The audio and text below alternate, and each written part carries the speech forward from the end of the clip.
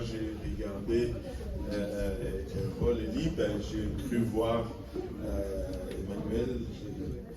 Ils sont tous pareils. Alléluia. Le Seigneur est bon, n'est-ce pas? Amen. Et d'entrée de jeu, je veux juste signifier, comme vous allez le constater, ou comme vous le constatez déjà, que nous n'allons pas baptiser Paul et Lee aujourd'hui.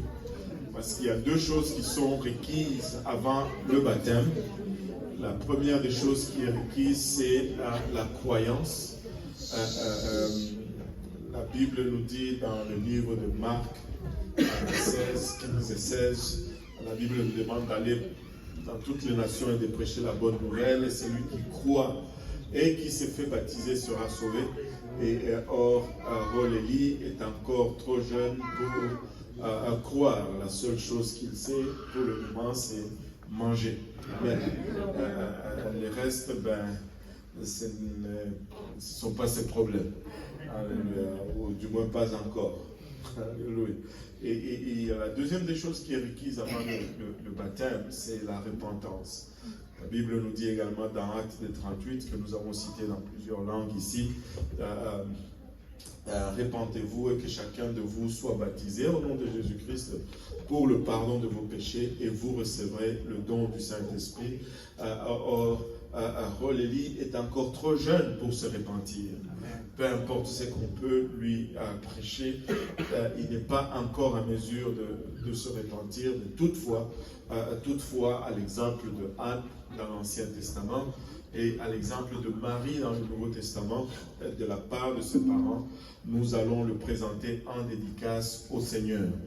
Anne avait amené Élie à la maison du Seigneur et Marie a amené le Seigneur à la maison du Seigneur également. Et nous adoptons également cette pratique. Alléluia. Avant d'aller plus loin, je veux souligner aussi qu'il n'y a aucun enfant qui est né par accident. Regarde ton voisin à côté de toi, dis-lui, tu n'es pas un accident. Alléluia. Aucun enfant n'est né par accident. J'ai du mal à entendre. Alléluia. Ça, c'est pas moi. Et aucun enfant n'est le produit d'un accident. Les enfants ne sont pas le produit d'un accident, plutôt le produit de l'amour. Amen. Amen. Des fois, les parents vont dire, celui-ci c'était un accident, nous on avait déjà arrêté. Vous n'avez pas arrêté, parce que si vous avez arrêté, on n'allait pas avoir l'enfant. Amen. Et donc, nous avons les enfants parce que nous les aimons. Amen. Amen. Et Psaume 139, verset 13, par-dessus tout cela, nous dit, c'est toi qui as formé mes reins, qui m'as tissé dans le sein de ma mère. Littéralement, la parole de Dieu nous déclare que c'est Dieu qui forme les enfants dans le ventre de leur maman. Et c'est loin d'être un accident. Mais cela nous conduit à dire également que tout enfant est un don de la part de Dieu. Alléluia. C'est Dieu qui donne la vie, c'est Dieu qui donne les enfants. Psaume 127, verset 3 nous dit, voici, des fils sont un héritage de l'Éternel, le fruit des entrailles est une récompense. C'est Dieu qui forme les enfants dans le ventre de leur maman et qui nous les donne comme un cadeau de sa part. Et l'homme est orgueilleux, je ne sais pas pourquoi, mais il y a cette histoire qui me vient en tête. Bien sûr, c'est une histoire inventée pour illustrer l'état de l'homme et la grandeur de Dieu. Plusieurs savants se sont réunis pendant quelques années et ils sont sortis de leur réunion et ils sont allés voir Dieu lui disant que finalement nous pouvons aussi créer l'homme et nous sommes à mesure de créer l'homme. Voilà, bon, on n'a plus vraiment besoin de toi. Et là Dieu le regarde, il leur dit, ah bon, ok, faites-moi une démonstration. Ils étaient contents, ils se sont penchés pour prendre la terre et créer l'homme, et Dieu leur dit, arrêtez, prenez votre terre. Celle-ci, c'est moi qui l'ai créée. Donc, Dieu reste Dieu. Amen. Amen. On peut acquérir de la connaissance, mais Dieu reste Dieu. Amen. Alléluia. Et tout don de la part de Dieu va venir avec des responsabilités. Un jour, nous allons nous tenir devant Dieu et nous allons rendre compte de ce qu'il nous a donné comme don. Un jour, Pasteur Roll, Maman Via, Dieu va vous demander qu'est-ce que vous avez fait de Roll Eli. Et je voulais confier qu'en avez-vous fait. Donc, il y a des responsabilités dans la parole de Dieu en ce qui concerne les dons des enfants ou le don des vies qu'il nous donne. Une des plus grandes responsabilités, nous le retrouvons dans le livre de Deutéronome 6, versets 4 à 9. La Bible nous dit: écoute Israël, l'Éternel notre Dieu est le seul éternel. Tu aimeras l'Éternel ton Dieu de tout ton cœur, de toute ton âme et de toute ta force. Et ces commandements que je te donne aujourd'hui seront dans ton cœur. Alléluia. Que tout le monde dise: dans mon cœur. Dans mon cœur. Tu les inculqueras à tes enfants. Tu les inculqueras à tes enfants. Tu les inculqueras à tes enfants. Tu les inculqueras à tes enfants. Tu les inculqueras à tes enfants. Tu les inculqueras à tes enfants. Tu les inculqueras à tes enfants. Le CD bloque souvent à cette place-là, parce que c'est une place importante. Avez-vous remarqué le choix de mots? Il dit: tu les inculqueras. Inculquer, ça a une connotation de faire entrer dans la connaissance de quelqu'un sans toutefois solliciter sa volonté, en fait. Donc, c'est la responsabilité des parents de montrer le voie du chemin à leurs enfants. Et même s'ils ne veulent pas, ils vont savoir qu'il y a un Dieu. Amen. Tu les inculqueras à tes enfants et tu en parleras quand tu seras dans ta maison, quand tu iras en voyage, quand tu te coucheras et quand tu te lèveras. Tu les liras comme un signe sur ta main et ils seront comme des frontaux entre tes yeux. Tu les écriras sur les poteaux de ta maison et sur tes portes. Et Dieu désire que nos enfants le connaissent. Et il dit: écoute Israël, l'Éternel notre Dieu est le seul éternel. Et au fait, littéralement, ça dit: l'Éternel notre Dieu est un seul. Il est un seul. Et cela, tu dois l'apprendre à tes enfants. Tu dois asseoir Roll Eli et lui dire: Roll Eli, il n'y a qu'un seul Dieu. Et il est un seul. Et Dieu s'attend à cela de notre part. Proverbe 22, verset 6 nous dit: instruis l'enfant selon la voie qu'il doit suivre, et quand il sera vieux, il ne s'en détournera pas. Vous savez, sur ce domaine, je pense que le monde a pris un peu de l'avance sur nous. Quand le monde désire que leur enfant excelle dans un domaine, ils commencent jeunes. Ils vont commencer jeunes avec le sport. Ils vont commencer jeunes avec toutes sortes d'activités pour canaliser leurs enfants dans un domaine ou pour l'orienter vers un choix quelconque. Il y a des parents qui vont acheter des jouets à connotation médicale pour que leurs enfants deviennent des médecins par la suite, par exemple. Et tout ça, c'est pour des choses temporaires. Et des parents vont littéralement conduire à gauche, à droite, dépenser temps, argent, effort pour que leurs enfants excellent dans le sport. Et je ne m'en rappelle plus vraiment, mais savez-vous, c'est quoi les probabilités qu'un enfant rentre dans la Ligue américaine de basketball? C'est infinitésimal, petit, minime. Je ne sais pas, il y a à peu près 400 joueurs dans le monde, 400 personnes qui vont jouer dans une équipe de la NBA. Mais cela n'empêche pas tous les parents de rêver. Moindrement par accident, l'enfant jette le ballon, il rentre dans le panier. Oh! J'ai une star de la NBA. Là, on s'enregistre dans des programmes, on court à gauche, à droite. Mais laissez-moi vous dire, la parole de Dieu est plus importante. C'est plus important d'investir ce temps pour amener nos enfants dans l'éternité avec Dieu. Le Seigneur est intéressé dans nos enfants. Amen. Le Seigneur aime les enfants et le Seigneur connaît chaque enfant.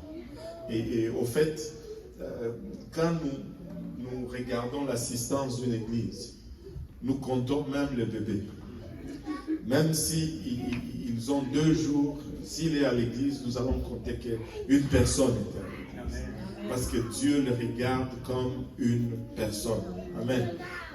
On va se lever pour la lecture de ce dernier passage, Matthieu 19, versets 13 et 14. La Bible nous dit: alors on lui amena des petits enfants, afin qu'il leur imposa les mains, pria pour eux, mais les disciples les repoussèrent. Et Jésus dit: laissez les petits enfants et ne les empêchez pas de venir à moi, car le royaume des cieux est pour ceux qui leur ressemblent. Les adultes se sont approchés du Seigneur, l'ont vu adresser leurs problèmes, leurs préoccupations.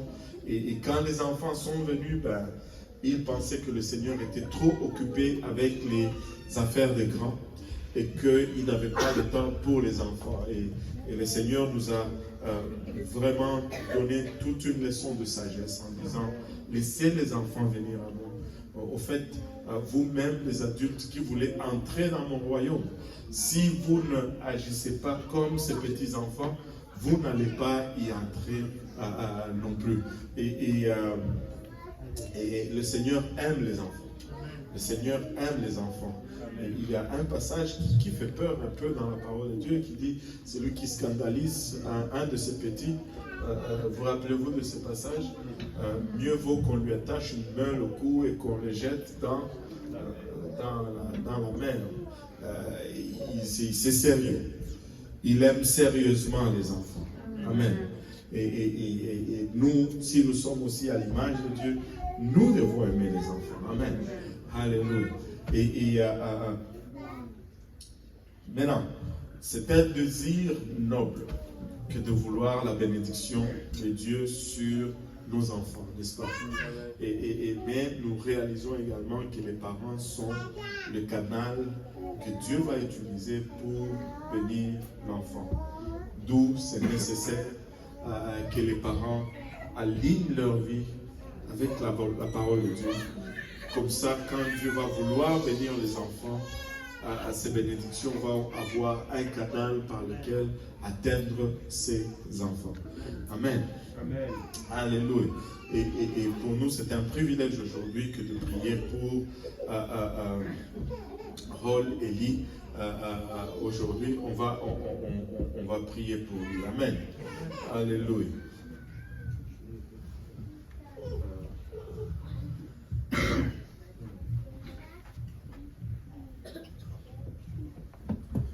Alléluia. Le Seigneur est bon, n'est-ce pas? Alléluia. On va prier ensemble. Éternel, nous te sommes infiniment reconnaissants, Papa, de ton amour, de ta bonté, de ta fidélité, Seigneur, du privilège que nous avons aujourd'hui de tenir notre vie fragile dans nos bras. Alors que nous venons ensemble, Seigneur Jésus-Christ, devant toi par le bras de la foi, nous venons prier, Seigneur, que tu daignes tourner, Papa, ton regard vers nous en ce moment. Que tu te souviennes, Papa, de Avia et de Rol, Seigneur, et que tu leur accordes ta grâce, Papa, ta provision, Papa, il a bâché. Enfin, qu'ils puissent s'acquitter honorablement de leurs tâches vis-à-vis de Rol et Lee, Seigneur. Papa, que leur maison, Papa, soit un havre de paix, Seigneur. Un lieu, Papa, où ton nom sera toujours, Père, considéré, regardé avec beaucoup d'estime. Papa, que tes cantiques, Papa, en ton hommage, en adoration à ton nom, Papa, retentissent continuellement dans leur demeure, afin de servir, Papa, un cadre propice et approprié pour la croissance de Rol et Lee, Seigneur. Je prie, Seigneur, que tu nous accordes à tous, Papa, d'aligner nos vies avec ta parole, afin de lui servir d'exemple, Seigneur. Il est trop jeune, Papa, pour le moment, pour réaliser les choses spirituelles, Seigneur. Toutefois, nous prions, Seigneur Jésus-Christ, que tu assignes un ange pour veiller sur lui, Papa, Papa, garde ses sorties et garde, Papa, ce retour. Père, il a bachata. Protège-le, Seigneur, de toute embûche, de toute maladie, Seigneur, de tout accident, de toute pestilence, Seigneur Jésus-Christ, il a bachata. Alors qu'il est en train de grandir, Seigneur, qu'il puisse grandir dans la crainte de ton nom, Papa, il a bachata. Et dans l'amour, Papa, de ta parole, Seigneur Jésus-Christ.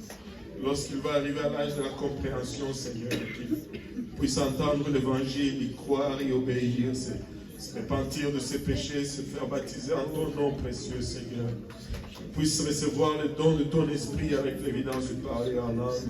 Qu'il puisse mener une vie de sanctification, Papa, et vivre pour toi, Père, il a bachata jusqu'à ce que tu reviennes, jusqu'à ce que lui, là, ta rencontre, Père. Pas qu'il soit une influence, Papa, il a bachata, pour attirer également d'autres à toi, Seigneur. Père éternel, c'est avec action de grâce dans les cœurs que nous te le présentons aujourd'hui en dédicace, Seigneur. Et nous prions que tu nous bénisses tous ensemble pour le restant de ce service et le restant de la journée. Au nom de Jésus, nous te prions. Nous disons tous au nom de Jésus. Au nom de Jésus.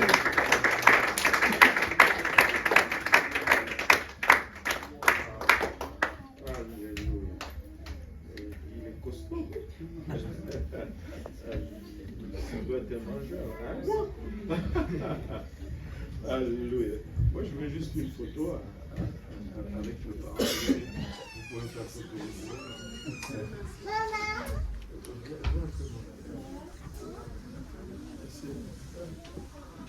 Quelqu'un peut juste...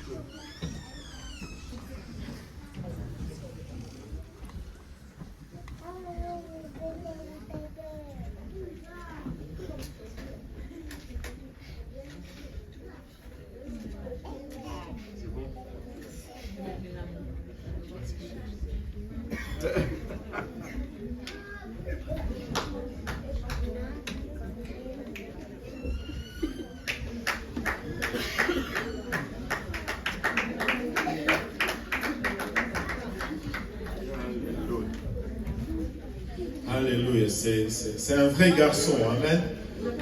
Parce que les gars, ça mange.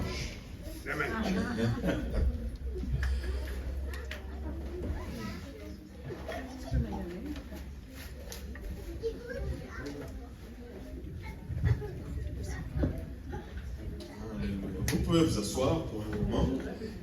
Alléluia. Le Seigneur est bon, n'est-ce pas? Alléluia.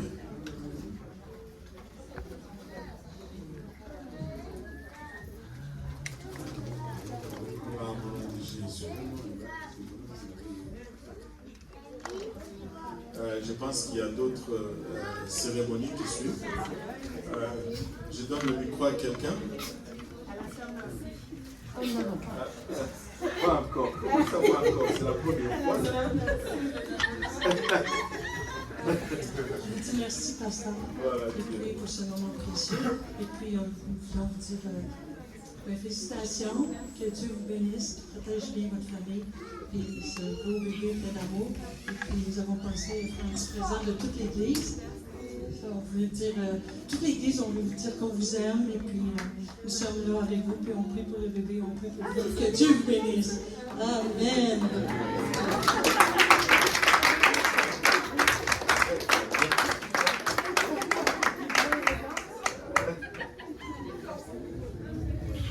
Merci beaucoup pour tout et que Dieu vous bénisse. Alléluia. Au nom de Jésus. Alléluia. Le Seigneur est bon. Amen.